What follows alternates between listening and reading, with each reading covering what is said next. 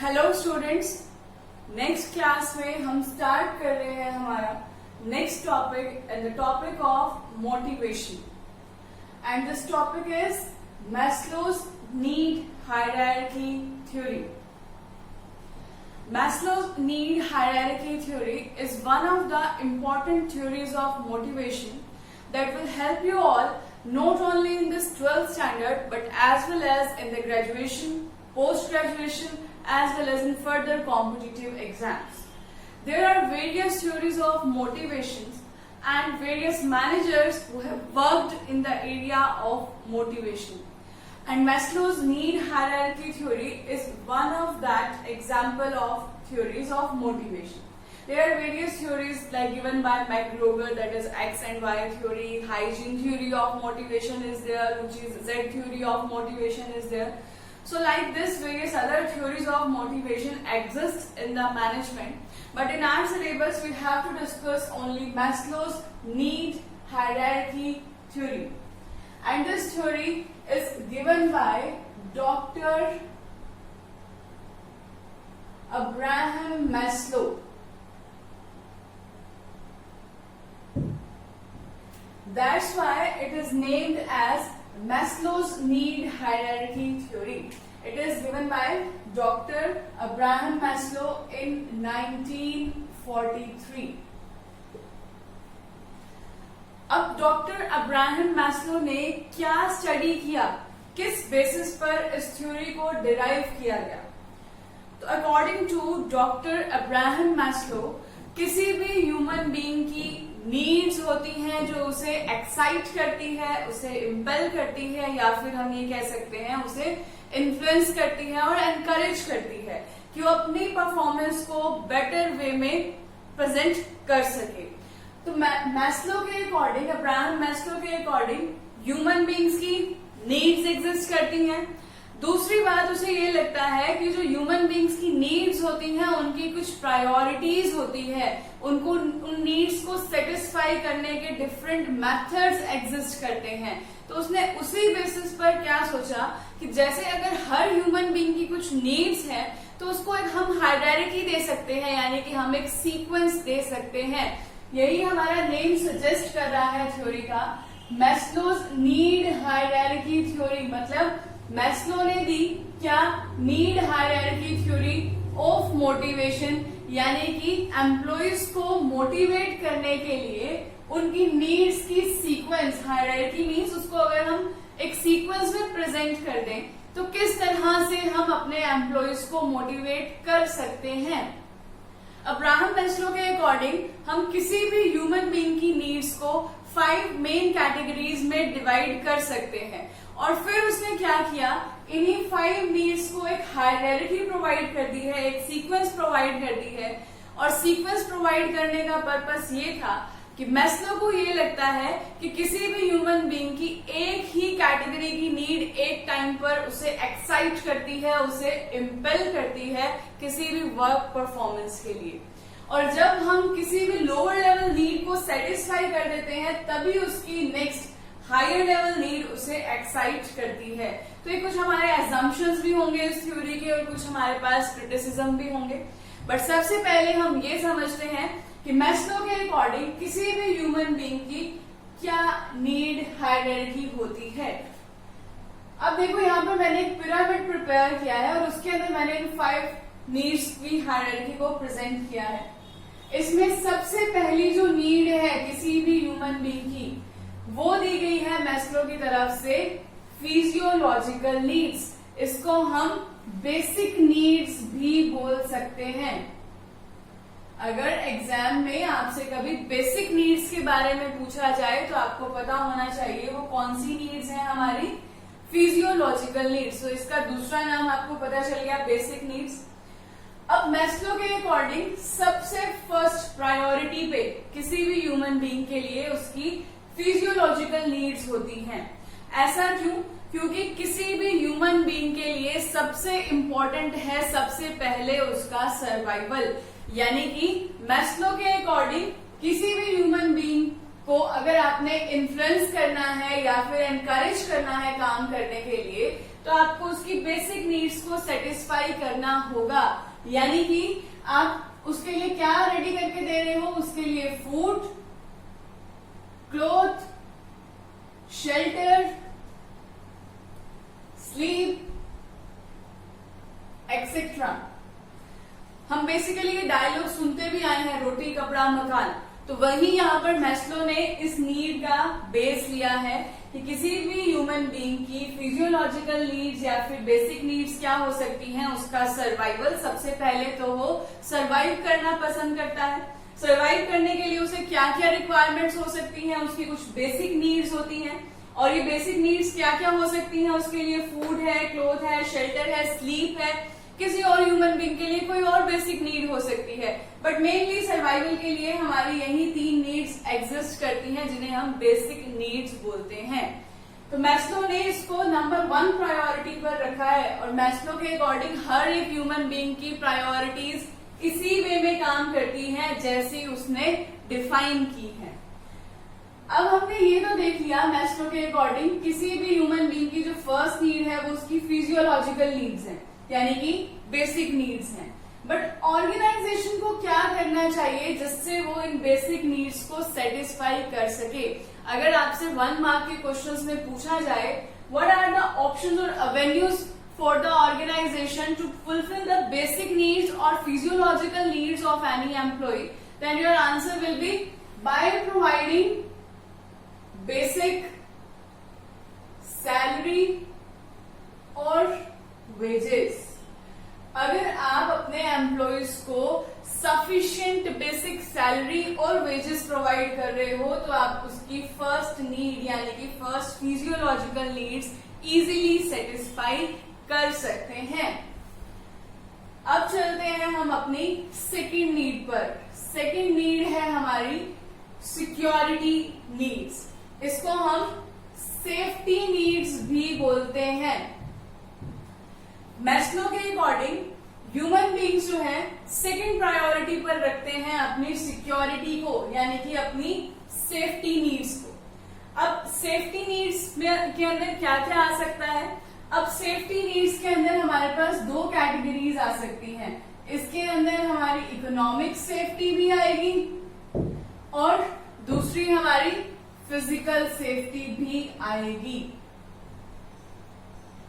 अगर हम किसी भी ह्यूमन बिहेवियर को यानी कि कॉमन ह्यूमन बिहेवियर को अगर हम जज करें तो हम हमेशा यही देखते हैं कि किसी भी ह्यूमन बीइंग को सबसे पहले चाहिए food, cloth, shelter, basic needs.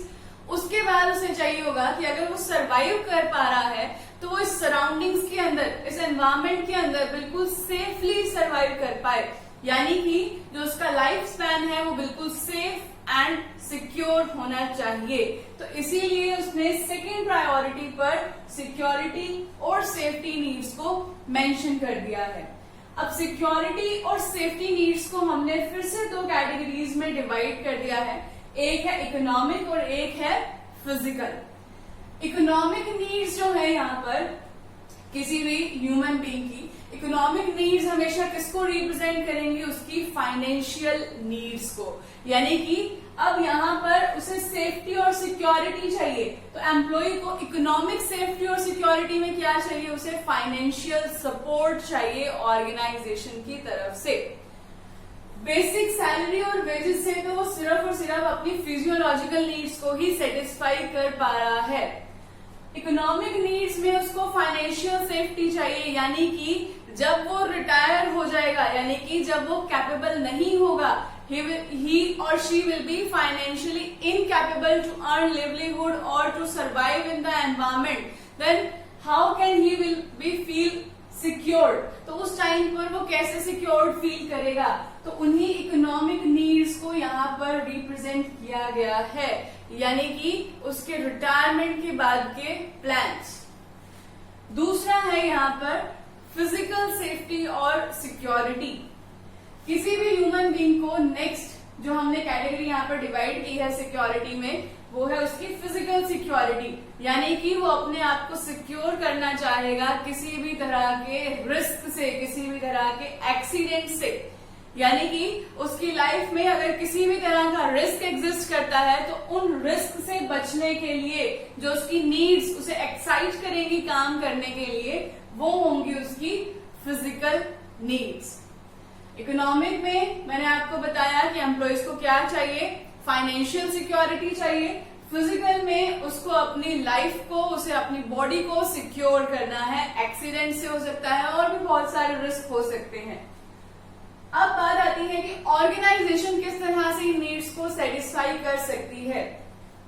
अगर हम इकोनॉमिक नीड्स को कंसीडर करें, यानी कि इकोनॉमिक सेफ्टी नीड्स को कंसीडर करें, तो इसके लिए किसी भी ऑर्गेनाइजेशन की तरफ से पेंशन प्लान्स प्रोवाइड किए जा सकते हैं। इसके अलावा आप ग्रेच्युटी यूज कर सकते हो।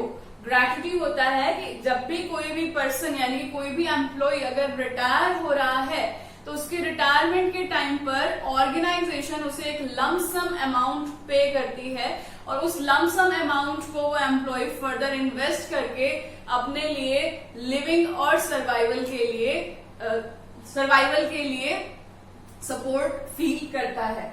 तो इकोनॉमिक नीड्स में हम क्या प्रोवाइड कर सकते हैं, ऑर्गेनाइजेशन क्या प्रोवाइड कर सकती है, पेंशन प्लान्स प्रोवाइड कर सकती है। इसके अलावा मैंने आपको बताया कि ग्रेच्युटी दे सकते हैं हम, यानी कि लमसम अमाउंट हमने दे दिया है एम्प्लॉय को ताकि उस लमसम अमाउंट से फाइनेंशियली सपोर्टेड फील करे, यानी कि जब भी उसे फाइनेंस की रिक्वायरमेंट हो तो उसे काम ना करना पड़े रिटायरमेंट के बाद। या फिर इसके अलावा हम एक लीव एनकैशमेंट फैसिलिटी भी प्रोवाइड कर सकते हैं।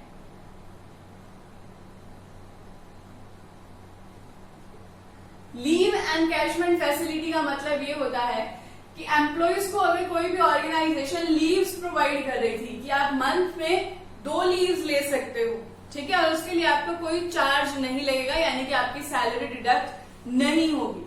बट किसी एम्प्लॉय ने वो लीव यूज ही नहीं की, यानी कि उसको मंथ में रिक्वायरमेंट ही नहीं थी 2 लीव्स की, तो उसने उन लीव्स को सेव कर लिया।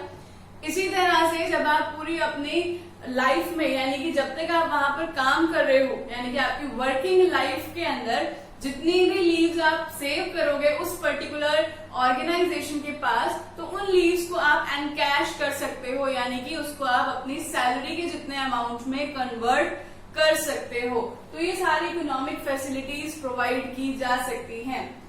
और फिजिकल सिक्योरिटी के लिए आप इंश्योरेंस प्लान्स प्रोवाइड कर सकते हैं अपने एम्प्लॉयज को। तो हमने डिस्कस किया सेकंड नीड में कि सिक्योरिटी नीड्स या फिर सेफ्टी नीड्स जो इकोनॉमिक हो सकती हैं या फिर फिजिकल हो सकती हैं। थर्ड नीड आती है हमारी सोशल नीड्स। सोशल नीड्स को हम अफेक्शन नीड्स भी बोलते हैं।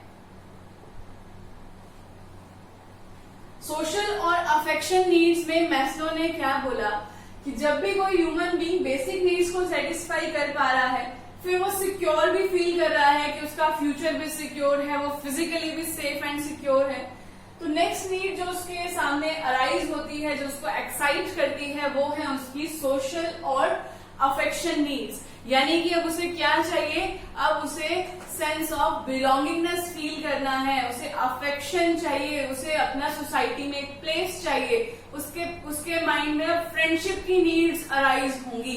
तो उन्हीं को हम यहाँ पर सोशल और अफेक्शन नीड्स बोलते हैं। यानी कि जब भी किसी एम्प्लॉय को सेल्फ बिलोंगिंगनेस की, अफेक्शन की, लव की या फिर हमारी सोसाइटी में एक स्पेशल स्टेटस की, फ्रेंडशिप की नीड्स अराइज होंगी, तो उन्हें हम सोशल और अफेक्शन नीड्स बोलते हैं। अब पॉइंट आता है कि ऑर्गेनाइजेशन किस तरह से इन सोशल और अफेक्शन नीड्स को फुलफिल कर सकती है। अगर किसी भी एम्प्लॉय को फ्रेंडशिप चाहिए, यानी कि वो ये चाहता है कि वो अपनी पर्सनल फीलिंग्स को किसी के साथ शेयर कर सके, उसे लव एंड अफेक्शन की रिक्वायरमेंट है, अगर वो अलोन फील नहीं करना चाहता है, तो इसके लिए ऑर्गेनाइजेशन को किसे प्रमोट करना होगा, इनफॉर्मल रिलेशंस को। यानी कि अगर कोई ऑर्गेनाइजेशंस हमेशा फॉर्मल रिलेशंस और फॉर्मल ऑर्गेनाइजेशन के पैटर्न को ही फॉलो करेगी, तो उस टाइम पर आप अपने एम्प्लॉयज की सोशल नीड्स को फुलफिल नहीं कर पाओगे। तो अगर आपको सोशल और अफेक्शन नीड्स को फुलफिल करना है तो आपको अपनी ऑर्गेनाइजेशन में इनफॉर्मल ऑर्गेनाइजेशन को भी प्लेस देना होगा और इनफॉर्मल रिलेशंस को भी प्रमोट करना होगा। इसके लिए आप क्या कर सकते हो, इसके लिए आप फेस्टिवल्स पर पार्टीज ऑर्गेनाइज कर सकते हो ताकि इनफॉर्मल रिलेशंस को प्रमोट किया जा सके। तो अभी तक हमने यहाँ पर डिस्कस की है मैस्लो की नीड हायरार्की की 3 नीड्स। फिजियोलॉजिकल नीड्स क्या रिप्रेजेंट कर रही हैं? बेसिक नीड्स, जिसमें हमने लिया फूड, क्लोथ, शेल्टर। सिक्योरिटी और सेफ्टी नीड्स क्या रिप्रेजेंट कर रही हैं? उसकी इकोनॉमिक और फिजिकल सेफ्टी। इकोनॉमिक जो फाइनेंशियल सपोर्ट से रिलेटेड है, जिसके लिए आप पेंशन प्लान, ग्रेजुटी प्रोवाइड कर सकते हैं, लीव एंड कैशमेंट फैसिलिटी दे सकते हैं। इसके अलावा प्रोविडेंट फंड फैसिलिटी भी दी जा सकती है। बहुत सारे ऑप्शंस होते हैं जिससे आप अपने एम्प्लॉयज को खुश कर सकते हो। उसके अलावा फिजिकल नीड्स में आप उसको इंश्योरेंस फैसिलिटी प्रोवाइड करा सकते हो, मेडिकल फैसिलिटीज प्रोवाइड करा सकते हो, मेडिक्लेम्स दे सकते हो। और थर्ड जो नीड्स यहाँ पर थी वो थी सोशल और अफेक्शन, यानी कि sense of belongingness, affection, love और special status in the society और friendship to share the personal feelings. तो उसके लिए आप इनफॉर्मल रिलेशंस को प्रमोट कर सकते हैं by organising various parties in the organisation on festivals. तो ये सारी हमारी 3 नीड्स थी। अब बचती हैं 2 नीड्स जो हम डिस्कस करने वाले हैं नेक्स्ट वीडियो में।